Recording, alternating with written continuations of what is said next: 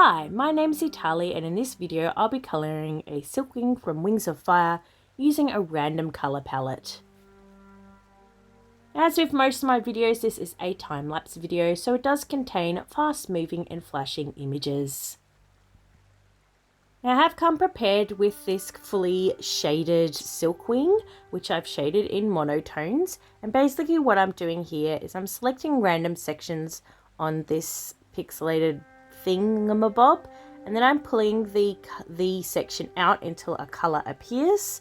After I've gotten my colour palette, I will then start to colour the Silkwing using a colour layer above the black and white layer.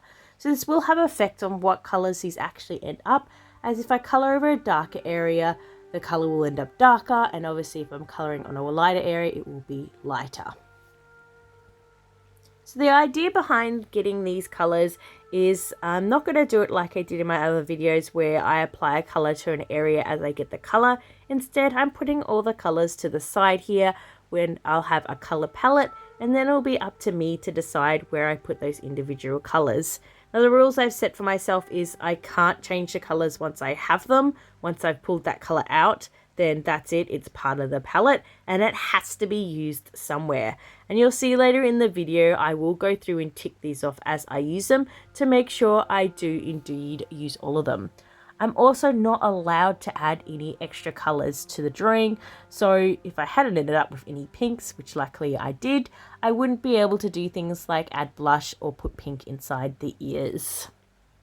Now as you can see by my hesitation in pulling out this next colour, I had gotten a lot of greens and wasn't really fond of getting any more, so I started to try and get creative with the selection area that I chose in an attempt to get anything other than green as my selection. Ended up with a semi-transparent colour, so I had to duplicate this layer a bunch of times before I could actually get the actual colour, and after that I decided I should give up trying to get other colours and I should settle with this enormous amount of greens and a couple of blues and pinks I ended up with in the end. So as you can see here, I've got 1, 2, 3, 4, 5, 6, 7, 8 greens that I'm now going to have to colour this picture with. So of course I'm not going to start with the green, instead I start with the pink, because why not? This was a silly thing to do, because I then have to go back over these areas after I colour the main body of the dragon with the other colours. Now as you can see, these colours do appear differently depending on what area of the dragon I put them on, because I'm using a colour layer which is affected by the shades of grey underneath it. So I've already used 2 pinks, and you can see the brighter pink on the knees has ended up quite vibrant, even though it doesn't look that vibrant in the side palette itself.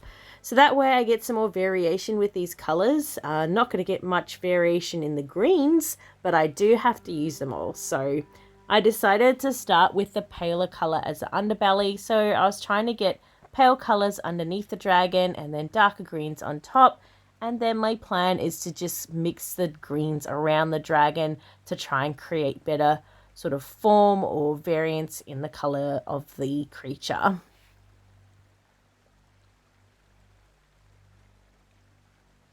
Now I just used the 2 brushes for the colouring of this. I use the bamboo brush for the actual placing of the colours, and then sometimes I'll use the felt brush as my smudge tool to blend the colours in a little more.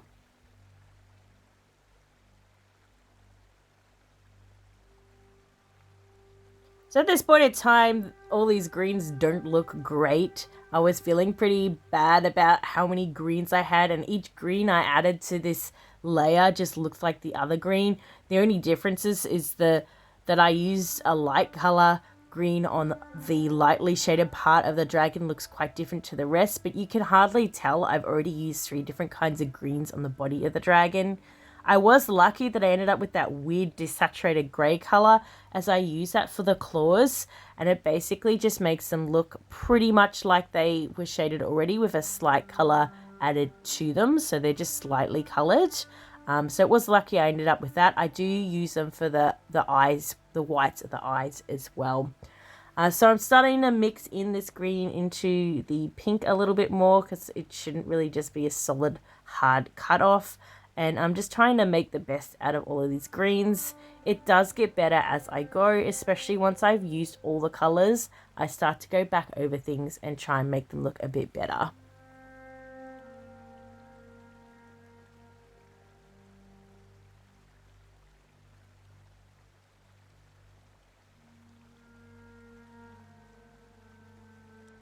For those of you who'd like to give this a go yourself, I do have the image of the monotone dragon that if you'd like to color yourself using a color layer above it, I can send you the file. Just ask me on my Discord or in DeviantArt or Instagram, and I can provide you with the image. I have two different images, the one with the flat wings and the ones with the patterned wings. You could use the flat winged one and then add your own patterns in black and white to the wings if you do want to change the pattern that I used.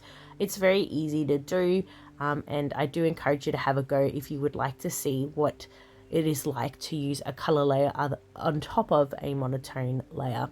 I will also make a video in the new year showing people exactly how to use the color layer above a monotone layer, as it does seem pretty straightforward at first, but there are a couple of things you need to be aware of, like if I want a red, how dark should the shade be underneath, and if I want bright patterns across the creature, what shade should I be shading underneath, and should I do it before or after the picture. So we'll have a little video about how to do this sometime in the new year. I'm just not going to have time to do it before then, unfortunately.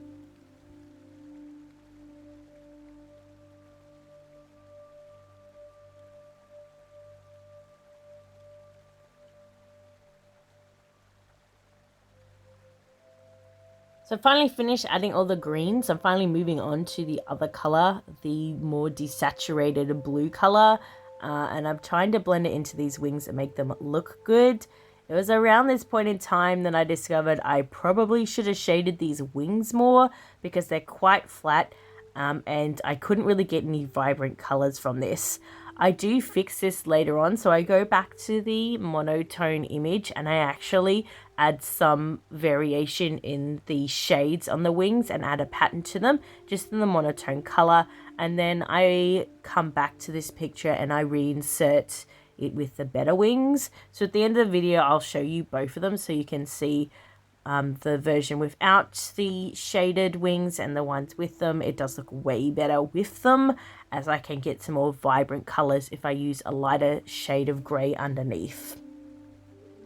I've also started putting the blues and purples at other points on the dragon, including into the shadows, as it does look better if you use a different color for your shadows rather than just a darker shade of green. So you can see on the legs there, it does look a bit better now that I've added some blue shading to it. And I did reserve some of these brighter color, purpley, pinky colors for the eyes so that they do stand out against the green as well. You can see these patterns don't really do it. They just look really flat at this point in stage. I really didn't like them. So I'm much happier once I do fix these wings. But for now, you're going to have to stare at these ugly wings.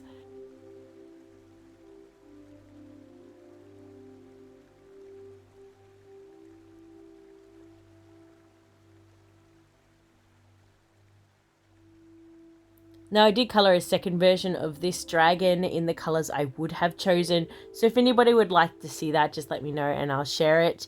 I do think it's a better choice of colours in my personal opinion. I do like greens. I was just a bit saddened by the sheer number of greens I ended up with. I had in my mind that I'd be able to add vibrant bright colours and patterns on this dragon, but I just didn't get the variety of colours I needed in order to do that.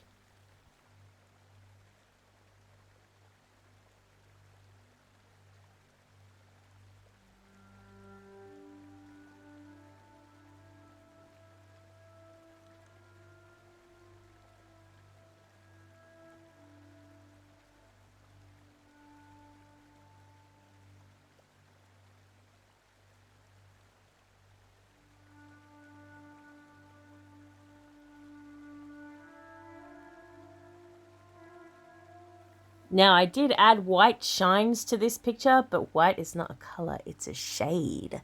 So I didn't break my own rule.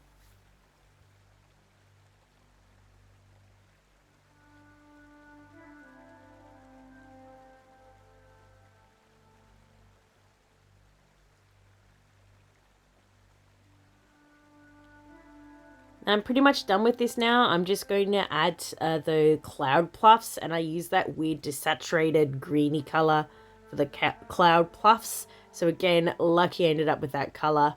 But overall, I think this turned out okay. It turned out way better than I thought it was going to at the start when I just kept getting greens. And it does make a huge difference that I started to mix in some of the other colors to add variation to my green hues in the overall picture. And just for fun, this is what that layer looks like on normal mode. So pretty gross. Let's just quickly go through all the other modes to see if it looks any better any other way. Pretty much no. It looks best as a color layer. It's done. Yay! So here's the unedited version, and this is the one where I went back and added some texture to those wings, and I think it looks better. Thanks everybody for watching. If you enjoyed the video, don't forget to give it a like, subscribe if you'd like to see more, and I always have a Patreon if you want to support me. Thanks again for watching, and I'll see you all next time. Bye!